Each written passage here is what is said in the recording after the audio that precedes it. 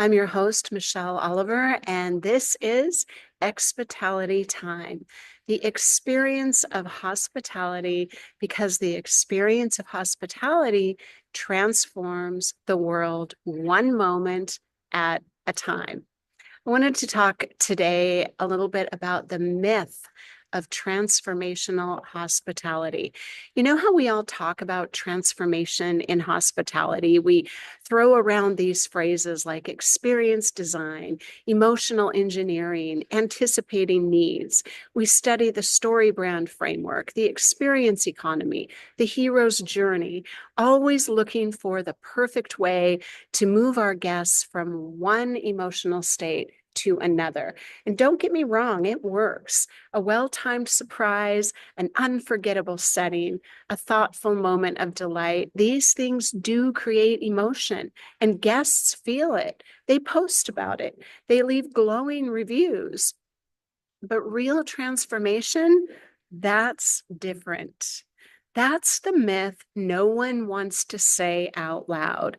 We love the idea that if we craft the perfect setting, if the check-in is seamless, if the candlelight flickers just right, if the scent of cedar and lavender is just subtle enough, it will happen. That by guiding our guests from stress to serenity, from routine to wonder, we can engineer epiphanies. But transformation doesn't work that way. Some guests will come expecting nothing and they'll leave cracked wide open. Others will arrive desperate for change and leave exactly the same. No amount of fresh linens or locally sourced honey can force someone to meet themselves. And I know this firsthand.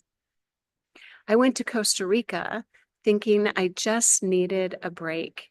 An eco resort tucked between the jungle and the ocean felt like the perfect reset. It was off-grid luxury, fresh food, the promise of stillness. But when I arrived, the quiet pressed in on me and it just stripped away all my usual distractions. I told myself I was there to rest, but really I was still running and I had no idea that I was. That's so much how most of our guests are. They don't even really know what they're seeking. And it's our job to anticipate that when we don't know ourselves. At first, I kept moving. Morning yoga, long walks on the beach, a new restaurant every day, drinks, socializing. I learned how to surf. I went swimming, anything to fill the space, anything to avoid what I didn't even know I didn't want to feel. But by the seventh night, under a sky that was, oh my God, it was so beautiful, so full of stars that I felt like I was this tiny speck just being pulled into a sparkling ocean of sky. I had nowhere left to run. The grief I had buried, the questions I had avoided, the emotions I had numbed, they all just rose to the surface. And I was floating out in this perfect temperature, warm ocean just past the break. The water was still. The moon hung high in the sky. It was draping its silver light like a fairy queen's cloak over the waves, weaving this shimmering path that just stretched out into infinity. The gentle rocking of that water, it just calmed my body. And I closed my eyes just for a moment. I just let the rhythm of the sea steady my thoughts. And then I remember in the stillness, this bright streak of light shot across the sky. It was so sudden, so clear, a shooting star blazing through the darkness, its tail leaving a trail of sparkles that seemed to just hang in the air just a beat too long. And my heart skipped with it. I remember holding my breath and my mind just went still. No more thoughts. In that moment, I felt this deep connection, not just to the vastness of the ocean beneath me or the expanse of that sky above, but to something within myself, something that had been lying dormant, just waiting. The star's flash seemed to mirror the burst of clarity that suddenly sparked inside me. And it was a reminder that sometimes the most powerful shifts are quiet ones, unseen by anyone else.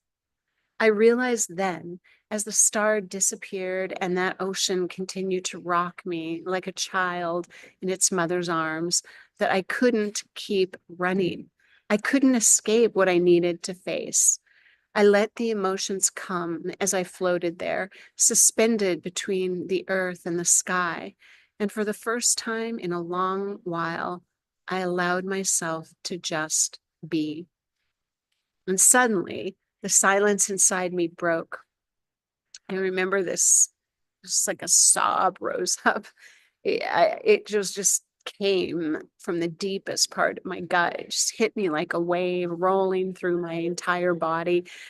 And I gasped. I actually remember just gasping as if I had been holding my breath for years. And in that moment, I knew I couldn't keep running. I just let the sobs come. I let myself sink into them, water just rocking me like a child. I let the feelings move through me without trying to explain them away for the first time. And later, I remember sitting in the sand, writing furiously, pouring every thought onto the pages of my journal. And later still, I cried again, and this time in the arms of a good friend that I was with, just completely unashamed. The next morning, something had totally shifted in me. I cried, I laughed, I just felt everything. And then, like the tide rolling in and out, a lightness followed. Not because the resort transformed me, not because anyone designed my experience for this to happen, but because I was finally still enough to let it, just to let it. Real change. And by that, I mean genuine transformation comes when you shrug off the dragging weight of everything familiar and you meet yourself with grace, with acceptance, and become willing to let go of everything that is unlike the essence of who you truly are. David Hawkins talks about this. He says, the unconscious will let go of what is not real when we no longer defend it. How much of our lives do we spend defending what isn't even real, what isn't genuine to us? Personal transformation happens naturally when we surrender false beliefs, fears, and attachments.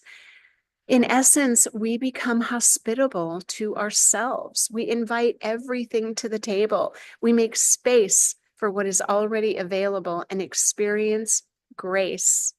Grace is hospitality. Hospitality is grace. And that's what we do in hospitality at its best. Not force the breakthrough, not try to, engineer it, but create the space where it could happen. When we can set the table, open the door, and whisper the right invitations.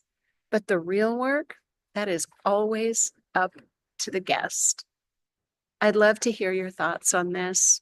I hope you have a most delightful weekend and go out into the world and lift up someone. And by doing so, you'll be lifted yourself. Thank you. Please come back again next Friday.